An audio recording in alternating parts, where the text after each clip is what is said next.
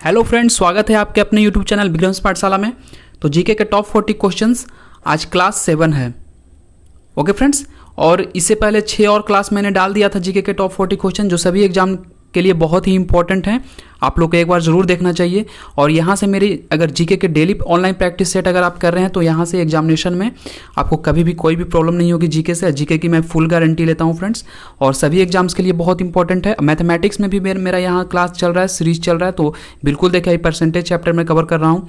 और परसेंटेज के अलग अलग टाइप के क्वेश्चन, जितने भी एग्जाम पॉइंट ऑफ व्यू से इंपॉर्टेंट क्वेश्चन सब एग्जाम में आते हैं, सभी मैं कवर कर रहा हूँ। सिर्फ 5 क्वेश्चन ही करवाता हूँ, लेकिन 5 क्वेश्चन 15 अदर टाइप के क्वेश्चन आप कर सकते हैं एग्जामिनेशन में।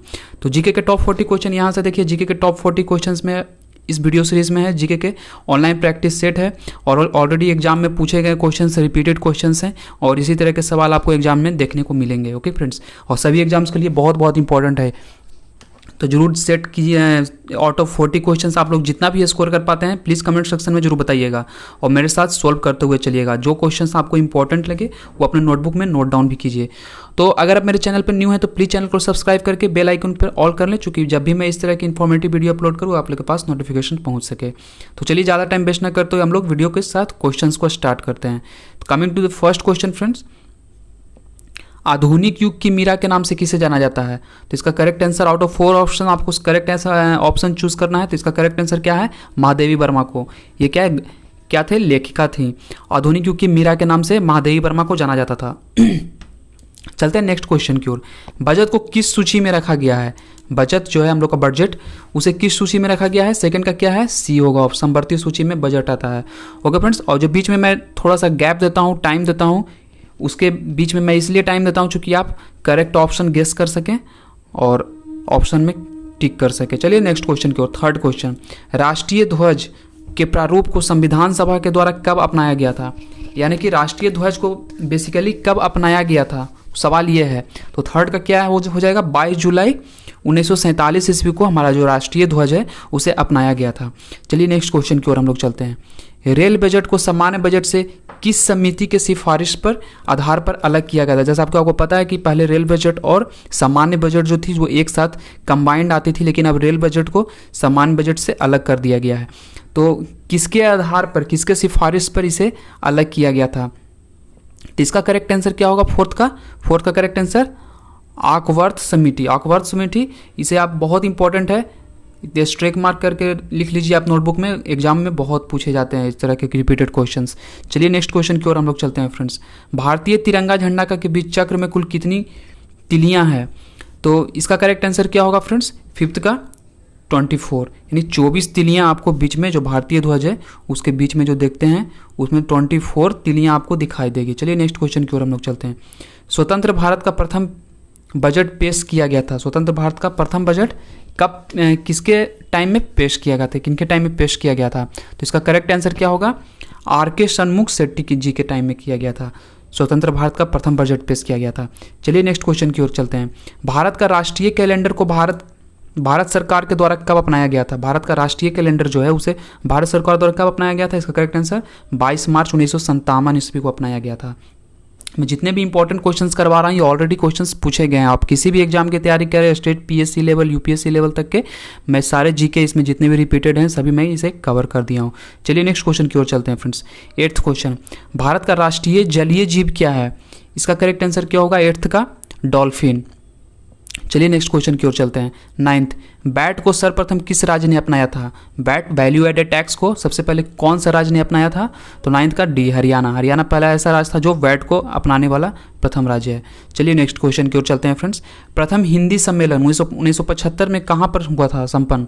तो प्रथम हिंदी सम्मेलन कब हुआ था? 10th का क्या हो जाएगा? नागपुर में संपन्न हुआ था। नेक्स्ट क्वेश्चन की ओर चलते हैं फ्रेंड्स। सेनवेट का संबंध किससे है? तो सेनवेट का संबंध यहाँ से पूछा जा रहा है। सेनवेट का संबंध किससे है? 11 का डी, उत्पाद शुल्क से। चलिए नेक्स्ट क्वेश्चन की ओर चलते हैं। विश्व की सबसे प्राचीन लिखित भाषा किसको माना जाता है? तो सबसे प्राचीन लिखित भाषा कहा जा रहा है क्वेश्चन में, तो इसका क्या हो जाएगा? सुमेरियन। सुमेरियन को सबसे प्राचीन लिखित भाषा माना गया है। चलिए नेक्स्ट क्वेश्चन की ओर चलते हैं। भारतीय संविधान के 8वीं अनुसूची में कितनी भाषाओं सम्मिलित किया गया है? इसका करेक्ट आंसर क्या होगा? सभी को पता होगा 22 भाषाएं। 22 भाषाओं को हमारे 8वीं अनुसूची में रखा गया है। ओके फ्रेंड्स, चलिए नेक्स्ट क्वेश्चन की ओर चलते हैं। 14th क्वेश्चन, सत्यमेव जयते कहाँ से लिया गया है? ये भी बहुत इंपॉर्टेंट क्वेश्चन है, रिपीटेड क्वेश्चन ही है, सारे एग्जाम में रिपीट करते हैं इस टाइप के क्वेश्चंस, तो आपको पता होगा। इसका करेक्ट आंसर क्या है? मुंडकोपनिषद से लिया गया, मुंडकोपनिषद से लिया गया सत्यमेव जयते।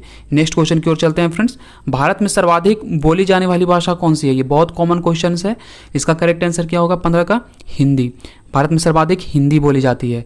चलिए नेक्स्ट क्वेश्चन की ओर चलते हैं। आधुनिक युग का तुलसी किसे कहा जाता है? आधुनिक युग के तुलसी के नाम से कौन जाने जाते हैं? 16 का क्या हो जाएगा? Maithili Sharan Gupt. Maithili Sharan Gupt B correct option होगा। चलिए नेक्स्ट क्वेश्चन की ओर चलते हैं। संस्कृत व्याकरण के जनक किसे माना जाता है? संस्कृत का जो व्याकरण है उसे किसके नाम से जाना जाता है? तो 17 का डी होगा, पाणिनि लिखा था, पाणिनि को जनक माना जाता है संस्कृत व्याकरण के। चलिए नेक्स्ट क्वेश्चन की ओर चलते हैं हम लोग। संसार का सबसे बड़ा महाकाव्य, संसार का सबसे बड़ा महाकाव्य पूछ रहा है 18th का क्या हो जाएगा? महाभारत। महाभारत संसार का सबसे बड़ा महाकाव्य माना गया है। नेक्स्ट क्वेश्चन की ओर चलते हैं। हिंदी विषय के लिए प्रथम ज्ञानपीठ पुरस्कार किसे प्रदान किया गया? हिंदी विषय के लिए सबसे प्रथम ज्ञानपीठ पुरस्कार पूछ रहा है फ्रेंड्स। इसका करेक्ट आंसर क्या होगा? 19 का डी, सुमित्रा नंदन पंत। इन्हें हिंदी विषय के लिए सर्वप्रथम ज्ञानपीठ पुरस्कार प्रदान किया गया था। नेक्स्ट क्वेश्चन की ओर चलते हैं। सबसे अधिक बार बजट किसने पेश किया? सबसे अधिक बार पूछ रहा है, तो मोर नंबर ऑफ टाइम्स, तो 20 का क्या हो जाएगा? डी, मोरारजी देसाई सबसे अधिक बार बजट पेश करने वाली ऐसी महिला थी। चलिए नेक्स्ट क्वेश्चन की ओर चलते हैं। भारत का शेक्सपियर किसे कहा जाता है? तो इसका करेक्ट आंसर क्या होगा? 21 का सी, कालिदास को कहा गया है भारत का शेक्सपियर। नेक्स्ट क्वेश्चन की ओर चलते हैं। शेक्सपियर कौन थे? पोएट थे। 22 का करेक्ट आंसर क्या होगा? भारत का राष्ट्रगान जन गण मन को संविधान सभा ने कब अपनाया था? इसका करेक्ट आंसर क्या होगा? 22 का सी, 24 जनवरी 1950 को भारत का राष्ट्रगान जन गण मन को संविधान में सभा ने अपनाया था। चलिए नेक्स्ट क्वेश्चन की ओर हम लोग चलते हैं। राष्ट्रगान को गाने में कितना समय लगता है? ये भी बहुत कॉमन क्वेश्चन है, आई होप आप लोग को पता होगा। 23rd का क्या होगा? 52 सेकंड। 52 सेकंड के अंदर में 52 सेकंड तक में राष्ट्रगान को गाया जाता है। नेक्स्ट क्वेश्चन की ओर चलते हैं फ्रेंड्स। 24 का राष्ट्रीय गीत को गाने में कितना समय लगता है? तो इसका करेक्ट आंसर क्या होगा फ्रेंड्स? राष्ट्रीय गीत को गाने में कितना टाइम लगता है? इसका 24 का क्या हो जाएगा? बी, 65 सेकंड तक का टाइम लगता है। नेक्स्ट क्वेश्चन की ओर चलते हैं। 25 भारत का राष्ट्रीय पशु कौन है? राष्ट्रीय पशु कौन है भारत का? तो इसका करेक्ट आंसर होगा बाघ, डी। नेक्स्ट क्वेश्चन की ओर चलते हैं।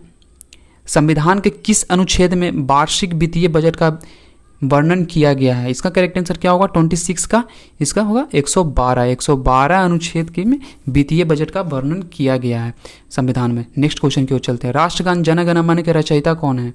ये भी बहुत कॉमन क्वेश्चन है। 27 का रविन्द्रनाथ टैगोर जन गण मन के रचयिता हैं। ओके फ्रेंड्स, नेक्स्ट क्वेश्चन की ओर चलते हैं। और बांग्लादेश का जो राष्ट्रीय गान है उसके रचयिता भी रविन्द्रनाथ टैगोर को ही माना जाता है। नेक्स्ट क्वेश्चन की ओर। भारत का राष्ट्रीय चिन्ह को भारत सरकार ने कब अपनाया है? तो इसका करेक्ट आंसर क्या होगा? 28 का 26 जनवरी 1950 को भारत का राष्ट्रीय चिन्ह को भारत सरकार ने अपनाया था, 26 जनवरी 1950 को। नेक्स्ट क्वेश्चन की ओर चलते हैं हम लोग फ्रेंड्स। भारत का राष्ट्रीय वृक्ष क्या है? राष्ट्रीय वृक्ष पूछा जा रहा है, भारत का कौन सा है? 29 का डी हो जाएगा बरगद। बरगद भारत का राष्ट्रीय वृक्ष है। नेक्स्ट क्वेश्चन की ओर चलते हैं हम लोग, दैट इज 30th। महाभारत के रचयिता कौन है? महाभारत किनके द्वारा लिखा गया था? 30th का क्या हो जाएगा? वेद व्यास के द्वारा लिखा गया है महाभारत को। नेक्स्ट क्वेश्चन की ओर चलते हैं।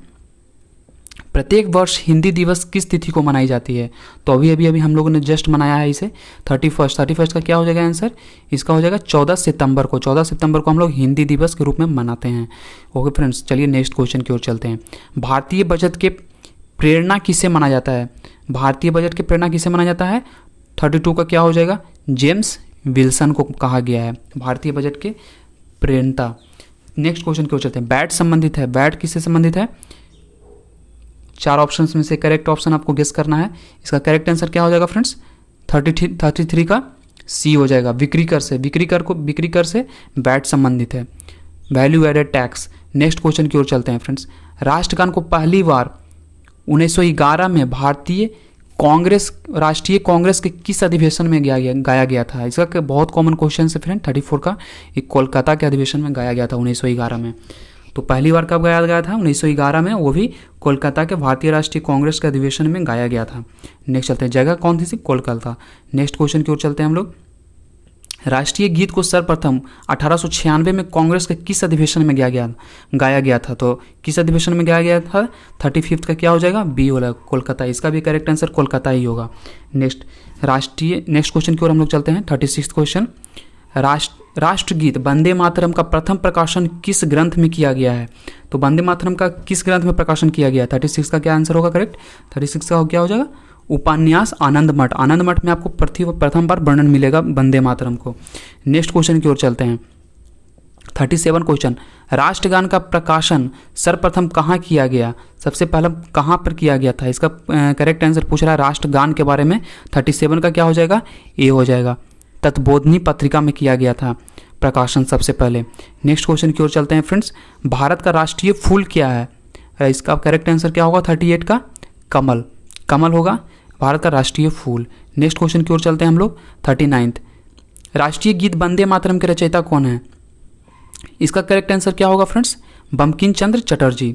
40th क्वेश्चन की ओर चलते हैं और ये आपके लिए लास्ट क्वेश्चन है, बाकी अलग से 2 क्वेश्चन मैंने एक्स्ट्रा लिए हैं। तो 40 क्वेश्चन का, भारत के झंडा गीत के लेखक कौन है? झंडा गीत के जो लेखक हैं उनका नाम पूछ रहे हैं। तो 40th का क्या हो जाएगा? श्यामलाल गुप्त। ये 40 क्वेश्चन है फ्रेंड्स। आई होप आप लोग 40 आउट ऑफ 40 जितने भी स्कोर कर रहे हैं आप प्लीज़ कमेंट सेक्शन में बताइएगा।